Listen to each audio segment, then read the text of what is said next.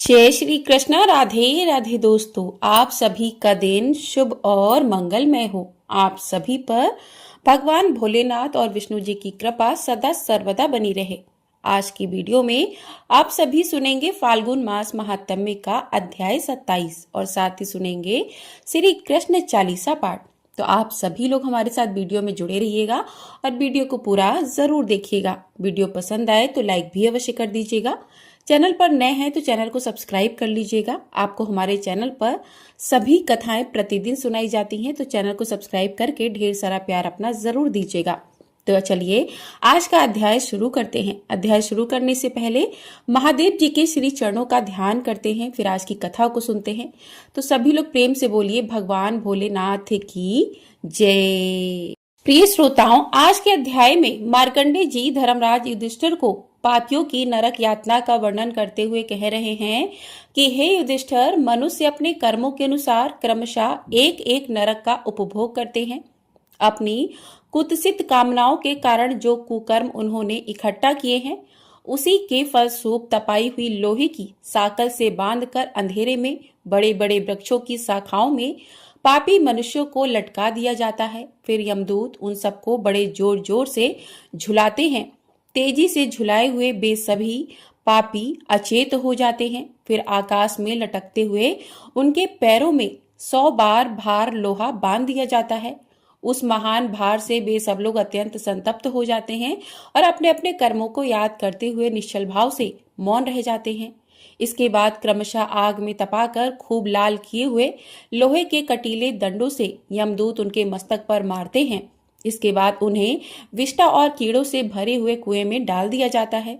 घोर यमदूत सब ओर से घेर कर पापियों को आग में पकाते हैं। उसके बाद उनके शरीर पर नमकीन पानी डाल देते हैं। कितने ही पापियों को लोहे के कढ़ाई में बैगन की तरह भूनते हैं, फिर गंदे कुएं में डाल देते हैं। मैदा, रक्त और पीव से भरी हुई वावली में भी पापियों को फेंक दिया जाता है और वहां उन्हें कीड़े तथा कौए लोहे की तरह तीखी चोंचों से नोच नोच कर खाते हैं। कितने ही पापी मनुष्यों को तीखे त्रिशूलों में गुम्फित करके उन्हें धधकते हुए अंगारों पर मांस की तरह पकाया जाता है। इसी प्रकार यमदूत पापियों को खूब तपे हुए तेल से भरे कढ़ाओं में बहुत बार पकाते हैं। जो झूठ और अप्रिय बोलने वाले हैं, उनकी छाती पर चढ़कर और पांव से दबाकर तपाए हुए मजबूत संडसे से उनकी जीभ उखाड़ ली जाती है। दंभपूर्ण झूठे शास्त्र से प्रेरित होकर जो ब्राह्मण यज्ञ के नाम पर अधिक धन इकट्ठा करता है, उसकी जिह्वा भी तीखे भालों से छेदी जाती है। जो मूर्ख मनुष्य अपने माता पिता और गुरु को फटकारते हैं, उनके मुंह में बार बार बालू भरकर पानी से सींचा जाता है। इसके बाद खारा और गर्म जल भरा जाता है। फिर खौलते हुए तेल को उड़ेल दिया जाता है। यमदूत उन पापियों के पैर पकड़कर कीड़ों से भरी हुई विष्ठा पर घसीटते हैं। फिर सींग से दबाकर उन्हें लोहे के शालमली वृक्ष में बांध दिया जाता है। इसके बाद वे महाबली भयानक दूत उन्हें पीछे की ओर से मारते हैं। अत्यंत प्रबल दांतीदार आरे से मस्तक की ओर चीरते हैं। अपने भयानक कर्मों के परिणाम से वे पापी जीव भूख लगने पर अपना ही मांस खाते और प्यास लगने पर अपना ही रक्त पीते हैं। जिन मूर्ख पुरुषों ने कभी अन्न और जल का दान नहीं किया, न किसी के दान का अनुमोदन ही किया है, वे मुद्रों से जर्जर करके ईख की तरह पेरे जाते हैं। घोर अस्ताल वन में टुकड़े टुकड़े करके काटे जाते हैं। उनके सभी अंगों में सुई चुभोई जाती है। इसके बाद उन्हें शूल पर चढ़ा दिया जाता है। शूली पर चढ़ाने के बाद उन्हें बार बार हिलाया जाता है और खींचा जाता है, फिर भी उनकी मृत्यु नहीं होती। उनके शरीर से मांस नोच लिया जाता है।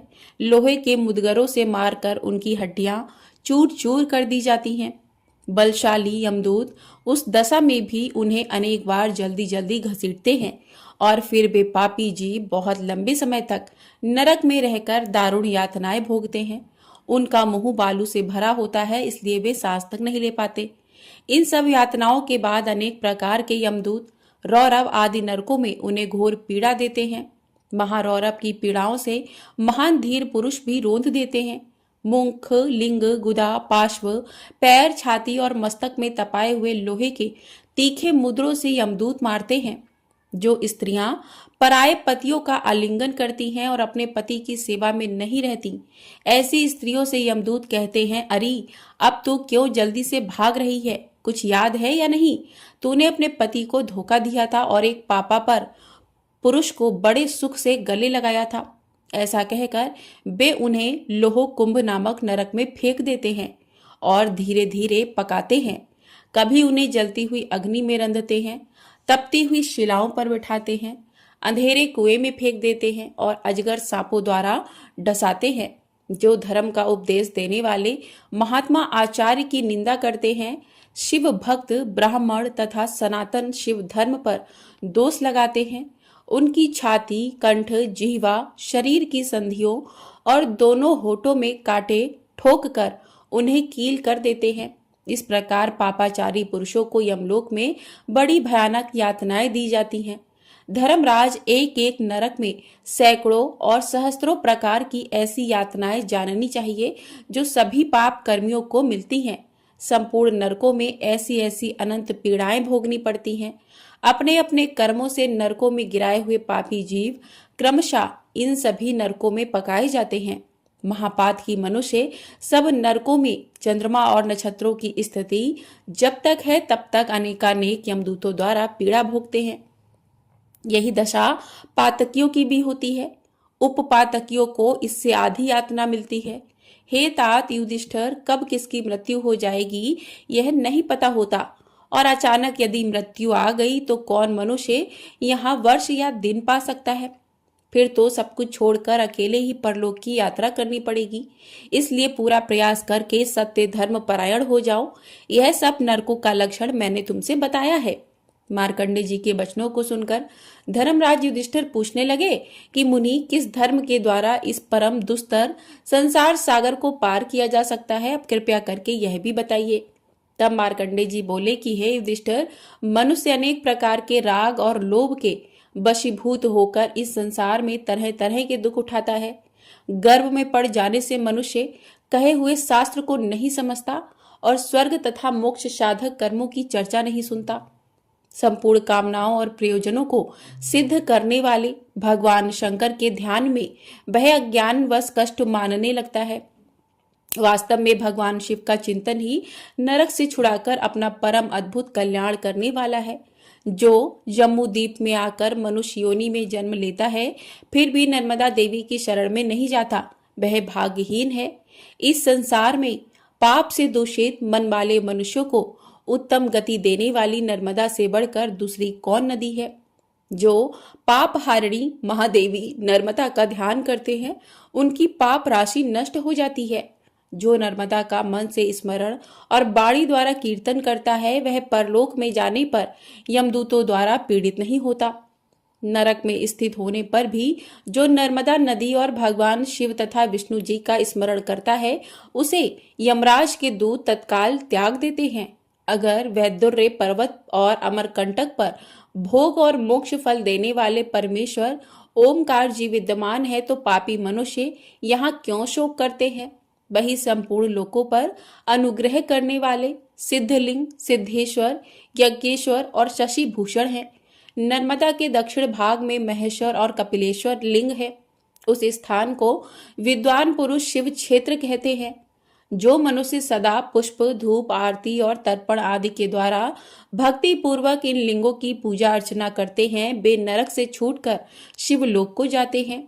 हे अनग, तुमने जो कुछ पूछा था वह सब मैंने तुम्हें बता दिया। पापी पुरुषों को यमराज ने यह बताया है कि जो लोग गोदान, स्वर्णदान, तिलदान, अन्नदान, जलदान, सब सामग्रियों का दान तथा महल और बगीचे का दान करते हैं, वे घोर नरक स्वरूप यमलोक में नहीं जाते। भगवान शिव के वचन अनुसार वे सब पापों से मुक्त हो जाते हैं। सम्मान को अपमान से ने, प्रियजनों के सहयोग को वियोग ने और जवानी को बुढ़ापे ने ग्रास लिया है। वृद्ध मनुष्य धर्म, अर्थ, काम और मोक्ष किसी भी पुरुषार्थ का साधन करने में समर्थ नहीं होता। इसलिए बुढ़ापा आने से पहले ही धर्माचरण करना चाहिए। युधिष्ठिर, शरीर में वात, पित्त और कफ आदि की विषमता होती रहती है। फिर वात, पित्त, कफ का समूह शरीर से ही उत्पन्न बताया गया है। इसलिए अपना यह शरीर सदा रोगों का ही आश्रय है। ऐसा जानना चाहिए। जब बात का प्रकोप होता है और मनुष्य ज्वर से पीड़ित होता है, तब अनेक प्रकार से होने वाले रोगों के कारण उसे बहुत सारे दुख सहने पड़ते हैं। इस शरीर में मृत्यु के साधन 100 से भी अधिक हैं। इनमें से एक मृत्यु तो काल रूप है और बाकी मृत्युएं आंगगुतु मानी गई हैं, अचानक आ जाती हैं। जो आंगतुक होती हैं वे औषधि सेवन से तथा जप होम और दान आदि से शांत हो जाती हैं, परंतु काल रूप मृत्यु किसी भी उपाय से शांत नहीं होती। विष और मध्य आदि से मनुष्य की अपमृत्यु होती है, इसलिए इन सब वस्तुओं का सेवन कभी नहीं करना चाहिए। अनेक प्रकार के रोग, कष्ट, सर्प आदि जीव, विष और मारण आदि के प्रयोग, यह सब देहधारियों के लिए मृत्यु के द्वार हैं। अगर मनुष्य का मृत्यु काल आ पहुंचा है, उस समय रोग, सर्प आदि से पीड़ित हो तो साक्षात धन्वंतरी भी उसे नहीं बचा सकते। काल पीड़ित मनुष्य की रक्षा करने में औषधि, तप, दान, मित्र और बांधव कोई भी समर्थ नहीं होता। युधिष्ठिर श्रेष्ठ और सुंदर स्त्री, पुत्र, मित्र, राज्य तथा ऐश्वर्य आदि तरह तरह के संपूर्ण सुखों को मृत्यु अचानक ही छीन लिया करती है। राजन, भाई बंधु आदि के रूप में जो यह दुस्तर संसार है, इसका तुम्हें यदि किंचित परिचय दिया गया है, यह सब परिणामी नाशवान है, काल का भोजन है, ऐसा जानकर प्रयत्न पूर्वक नर्मदा का सेवन करना चाहिए। नर्मदा सब दुखों का निवारण और संपूर्ण शोकों का नाश करने वाली है। जो जिन कामनाओं को पाना चाहता है, नर्मदा देवी उसे वह सभी वस्तुएं दे देती हैं। मार्कंडे जी आगे कहते हैं, हे युधिष्ठिर, महिष्मतीपुरी के पश्चिम अशोक वनिका नामक एक पापहारी तीर्थ है, जो सभी प्रकार के शोकों का नाश करने वाला है। वहां स्नान करके अपने वैभव के अनुसार गौरी देवी का पूजन करें। वहीं मातंग मुनि का आश्रम है। जो स्त्री शुक्ल और कृष्ण पक्ष की तृतीया को गंध, धूप, चंदन, तरह तरह के उपहार तथा दीपावली जलाने आदि के द्वारा वहां भक्ति पूर्वक गौरी देवी का पूजन करती हैं, वह रूप और सौभाग्य से संपन्न पति प्राप्त करती हैं। युधिष्ठिर, पूर्व कल्प की बात है, मातंग नाम से प्रसिद्ध देवर्षि ने नर्मदा नदी के तट पर रहकर बड़ी दुष्कर तपस्या की थी। महर्षियों के सत्संग और नर्मदा के दर्शन से उन्होंने पाप बुद्धि का परित्याग करके धर्म बुद्धि का सहारा लिया था कि मैं विरक्त हूँ और भिक्षु हूँ। ऐसा विचार कर वे अशोक वनिका में गए और वहां जटावल्कल धारण करके कंदमूल और फल का आहार करते हुए 1 सहस्त्र दिव्य वर्षों तक भगवान शिव की आराधना में लीन रहे। सभी मंत्रों में उत्तम ओम नमः शिवाय, इस षडाक्षर मंत्र का वे दिन रात अपने हृदय में चिंतन करते थे।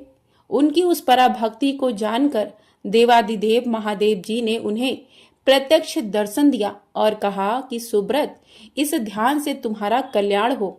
मैं तुम पर अति प्रसन्न हूँ, तुम वर मांगो।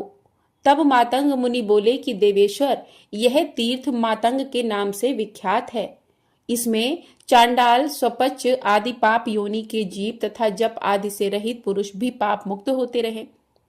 और जो यहाँ स्नान करके नर्मदा तटवर्ती मातंगेश्वर लिंग का पूजन करे, उसका संसार बंधन छूट जाए। मातंग मुनि का यह वचन सुनकर महादेव जी बोले कि मुनि, मेरी कृपा से यह सब कुछ तुम्हारी इच्छा अनुसार ही होगा।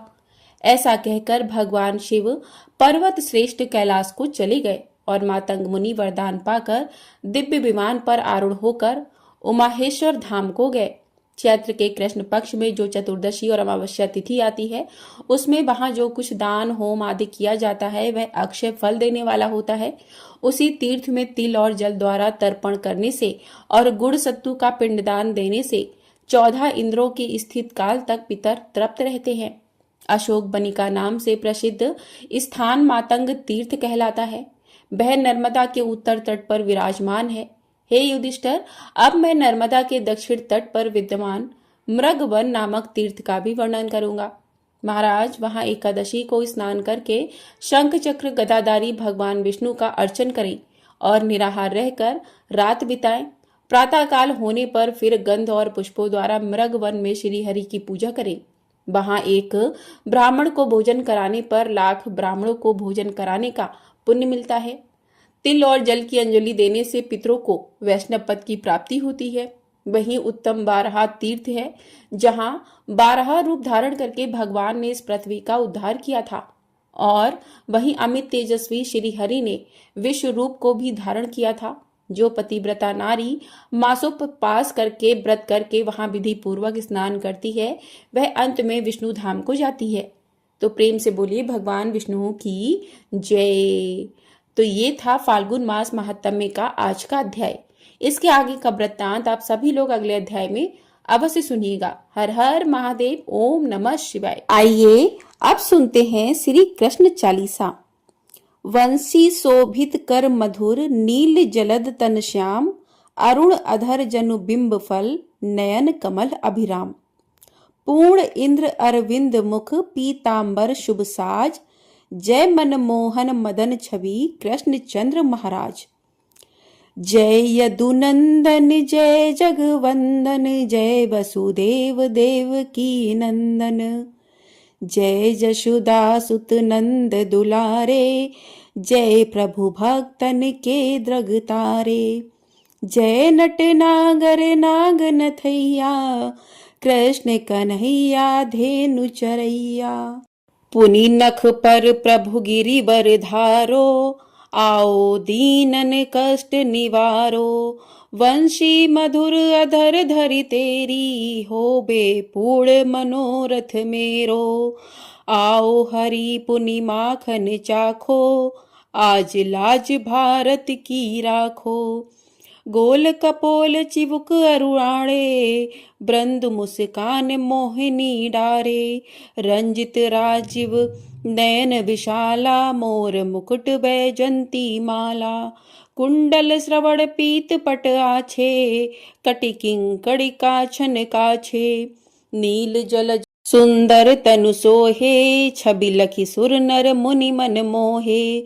मस्तक तिलक अलग घुंघराले, आओ कृष्ण बांसुरी बाले।